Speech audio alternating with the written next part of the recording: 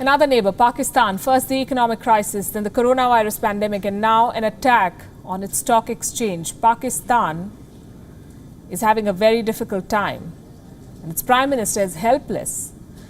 Now, the attack on the Karachi Stock Exchange will only add to his problems because it not only targets Pakistan, but its chief creditor, China, too. Here's a report.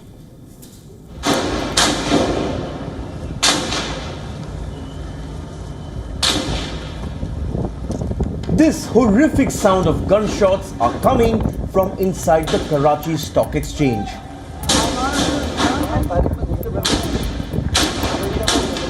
Four gunmen drove up to the home of Pakistan's financial hub on Monday morning.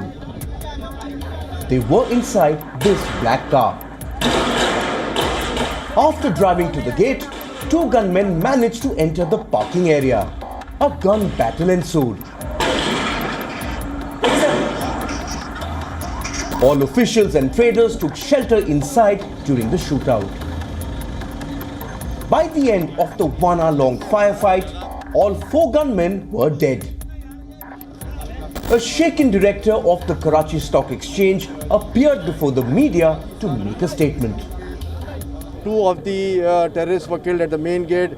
The third terrorist was killed at the center gate, and the fourth terrorist was killed at the main entrance gate of the stock exchange building. Hours after the attack, the Balochistan Liberation Army took responsibility for the attack. It is a group that has been raising the demand for an independent Balochistan. Recently, this group targeted Chinese investments in Pakistan.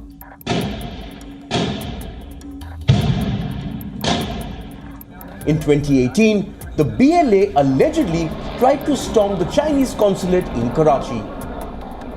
Last year, the group attacked a five-star hotel financed by the Chinese in Gwadar. The attack on the Pakistani Stock Exchange targets China too. The Chinese consortium had bought a 40% stake in the PSX 3 years ago. Last year, Chinese investors were considering investing up to $2 billion in the Pakistani stock market. The BLA has strongly opposed China's Belt and Road Initiative, especially the investments in Balochistan. Since the day the projects were announced, Balochistan has caught the world's attention. Tourists and journalists began visiting the province, triggering major concerns among the locals. They fear that CPEC will turn the Baloch people into a minority. The Baloch Liberation Army has resorted to violence to push China back.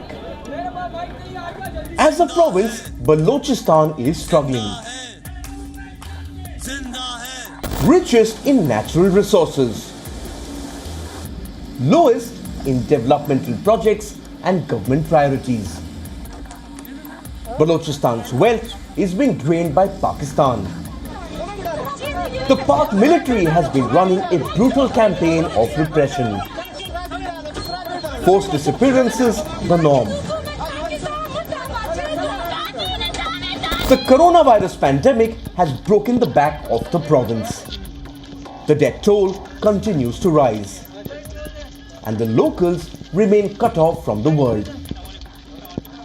Last week, students in Quetta were beaten up by the police. They were demanding access to the internet to attend their classes. Now the attack on the stock exchange only brings the focus back on Pakistan's oppression of Balochistan. Bureau Report, WION, World is One.